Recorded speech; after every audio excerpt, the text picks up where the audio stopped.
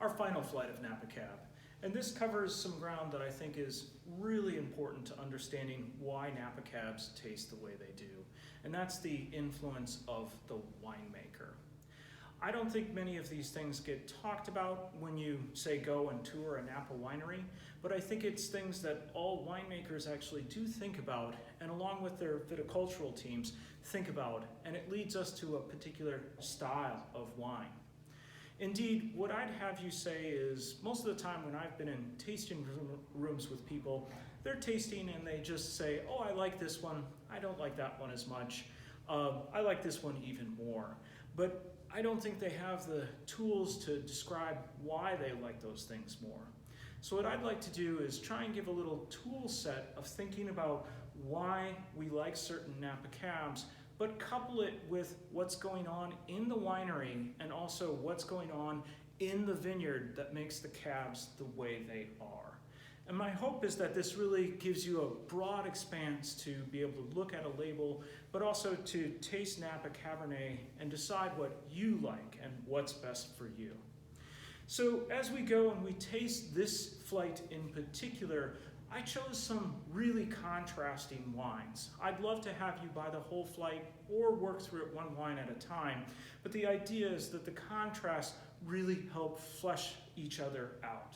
The idea is not, in my mind, that one wine is better than the other.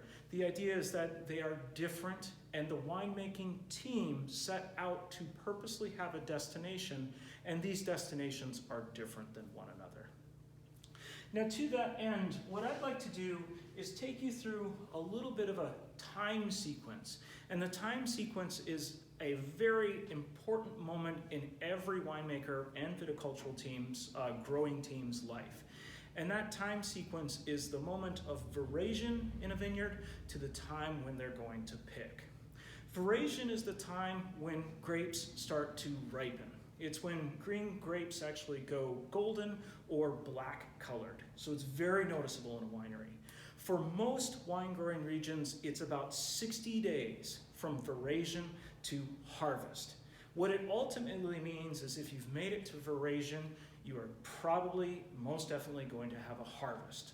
So it's a sigh of relief across the entire industry when veraison happens. So that's going to be our 0 point in time. And then we're going to take a look at some of what's going on in the grapeberry, and then how that translates into the winery and into our finished glass. I'm going to do it with a graph. I hope you can see it. We'll take it, keep drinking, and have fun with it. So here we go.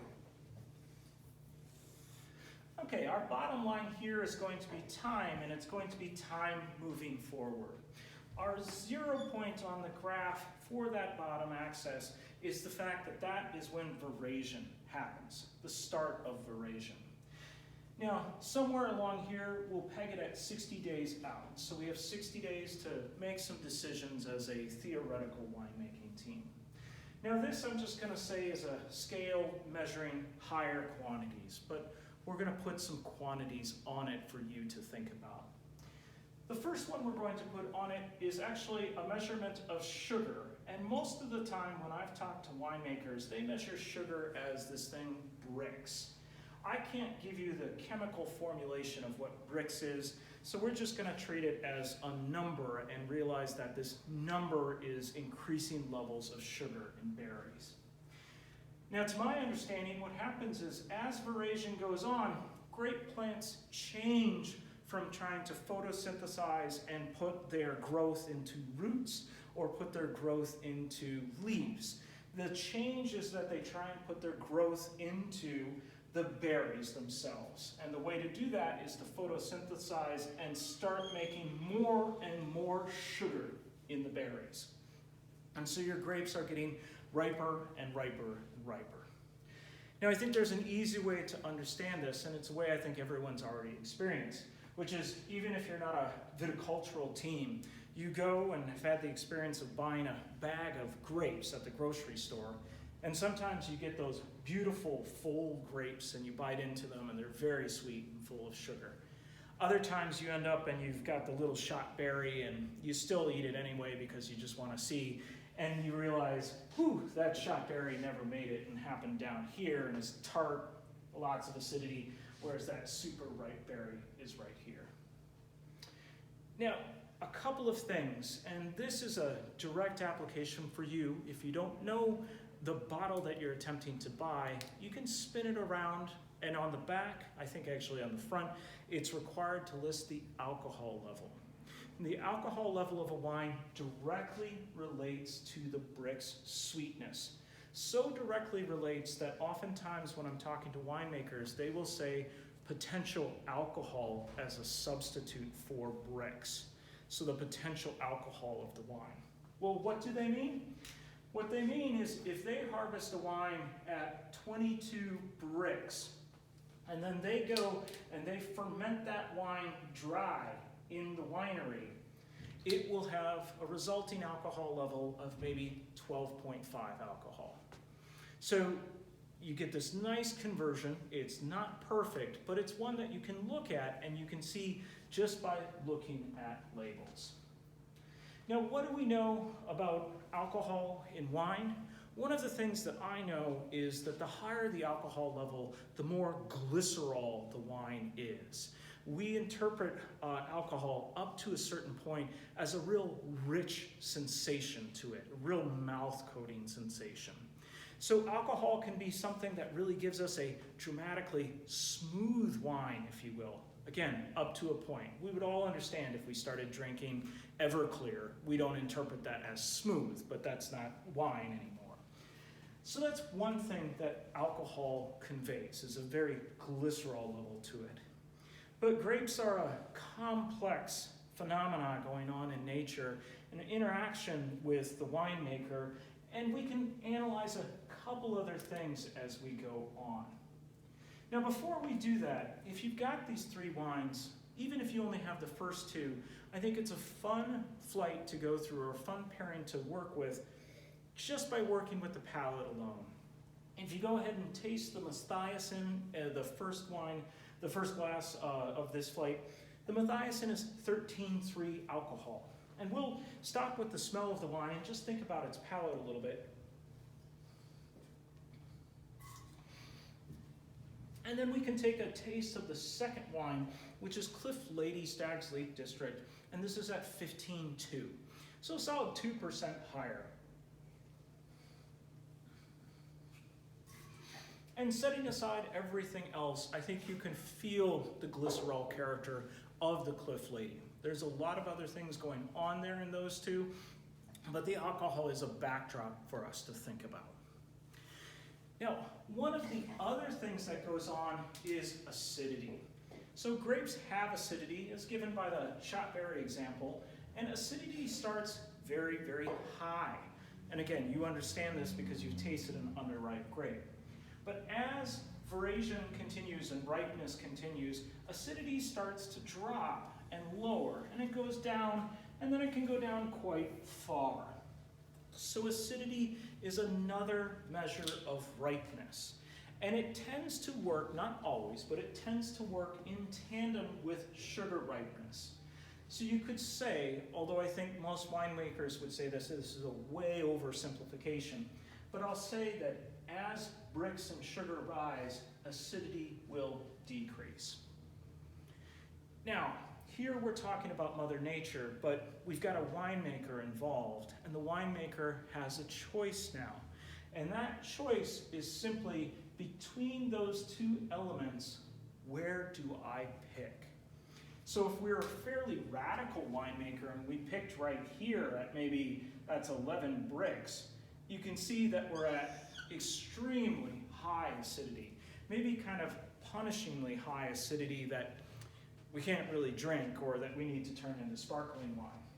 Or we could have a choice of letting the grapes hang out, and the grapes go out here, and we pick like right about here. Well, the acidity is quite low at this point, but you can see that our bricks has achieved a really high level.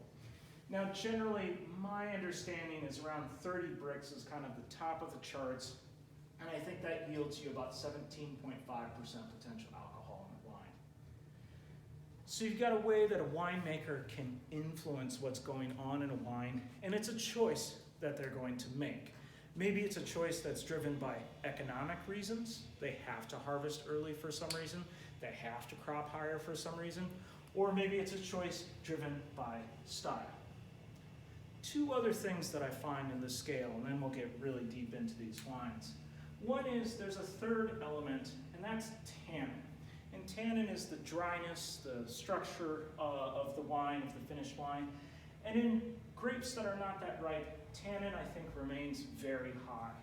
But as the grapes ripen, tannin will also level off and start to come down. So as you get really, really ripe grapes, you're, to my understanding, simply burning off the level of tannin character to the wine. Now, tannin's a bit tricky, and you can sense it in that Cliff Lady of the second, because tannin can also be imparted through new oak barrels. And I assure you that Cliff Lady has some new oak barrels, and you can feel the tannin doing that on reinforcing the palate. I think that's done in a very acute way with what they've got, but I think you can feel it. Now, the final level of ripeness is physiological ripeness. And this, I think, is maybe the most controversial, but physiological ripeness, I think most winemakers would say, is, does it taste ripe? And that's, of course, going to get into a value area, if you will. But the idea being, does the character of the fruit expressed on the nose, is it what you'd like it to be? Is the character of the savory side of the nose what you'd like it to be? Is the wine going to be as pronounced aromatically as you would like it to be?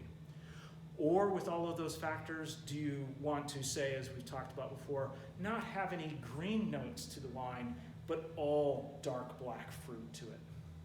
So what I would suggest to you is that the physiological ripeness, and this breaks down my graph a little bit, starts in an area where you're getting more green aromas out of Cabernet, where you're getting more flowery aromas, maybe some savory aromas, maybe a touch of bell pepper.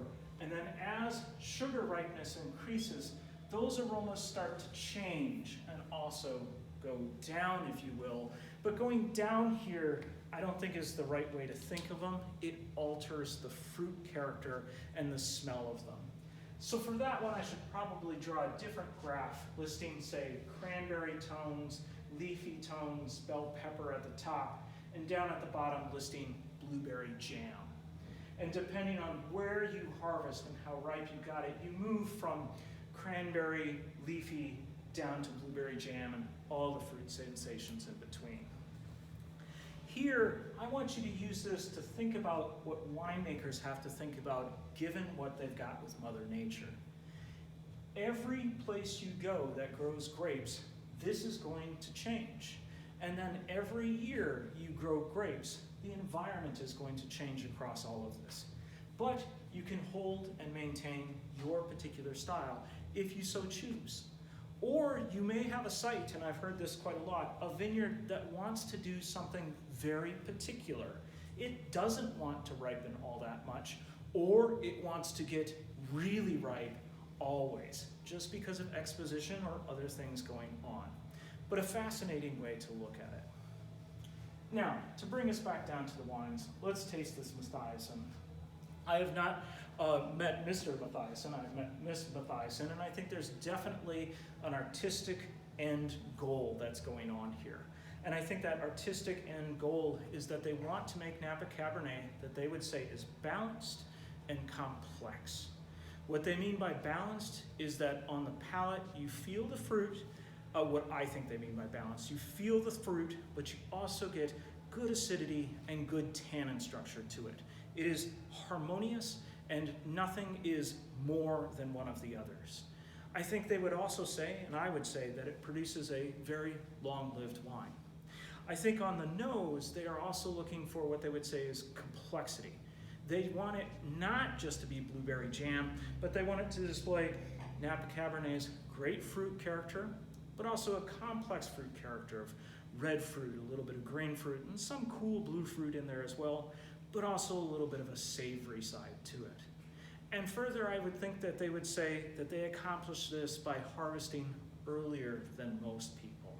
And you can see that on the alcohol level at the back of the wine. Mathiasen is a relatively new winery, and I'm not sure they label themselves as part of what was once the balanced winery movement, but it's certainly a different style that's happening in Napa. I think maybe what they would say is, if you taste back and you have a chance to taste Napa Valley wines, the great ones who won the Paris test of 1976, those wines were more like this than what's being made in the most of Napa Valley today. A little bit of polemic, and it's mine, not theirs. But I want to say it just to highlight the difference for you.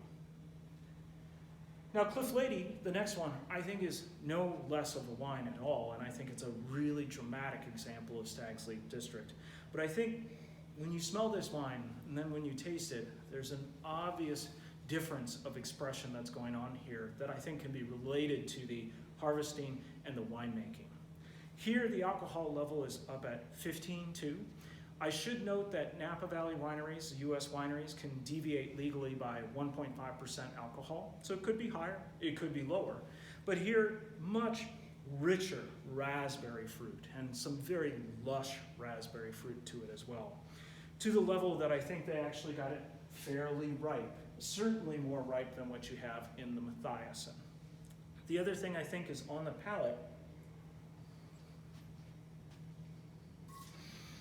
as we talked about alcohol, you can feel that beautiful, pure, rich fruit character mates with the glycerol level of the alcohol in an extraordinary fashion, giving you a really round, supple, pure fruited palate. Now, like I said, there's something else going on here that I think you can feel, which is a little bit of tug on your tongue that wasn't in the Mathiasen. And that tug on your tongue is, I believe, new oak barrels showing their impact. When you put wine into an oak barrel or any alcohol into an oak barrel, it's going to solve out chemicals from that oak barrel. Maybe that distresses you, but keep in mind that most people feel the reason Scotch and bourbon taste the way they do is because of the barrels that they're aged in. So one of the things that will solve out is tannin. And I would guess that the team at Cliff Lady purposely wanted this wine to have just a bit more tannin, meaning that the destination thought of here was ripe, pure fruit, beautiful, gorgeous smoothness and viscosity, but then also, like we talked about in the first flight, that muscularity of Napa Cab showing through. Okay, now a final one just to round this out, and one of my favorites is Robert Sinski's point of view. A couple of things to accomplish here. Robert Sinski's winery actually is over in Stag's Leap, and he grows Stag's Leap fruit, so it's a fairly cool winery. He's also got lots of grapes grown in Carneros. He is also a biodynamic producer and has believed in that for many, many years. And to my understanding, does 100% water reclamation, which is very important to the valley at this point. For us, I think this is a fun one because for years and years, really before I think many other people in the valley, he has been trying to make wines that he would call balanced. Now, I think the initial impression of that was that because his wife was a chef, they wanted wines that worked with the table, and his meaning at the table for food. And because of when the winery was born in Napa Valley, he saw the rise of wines that were made in a much more alcoholically centered fashion of bigger, more powerful fruit. So I think he's one of the great godfathers, if you will, of making perfectly balanced wines. A couple of other very interesting points here is that POV does not contain a grape composition list. Now, this confuses a lot of people, and maybe this is the wrong way to end it, but an important thing to note is that in California, if you list a grape variety on the label, only 75% of that grape has to be in the bottle.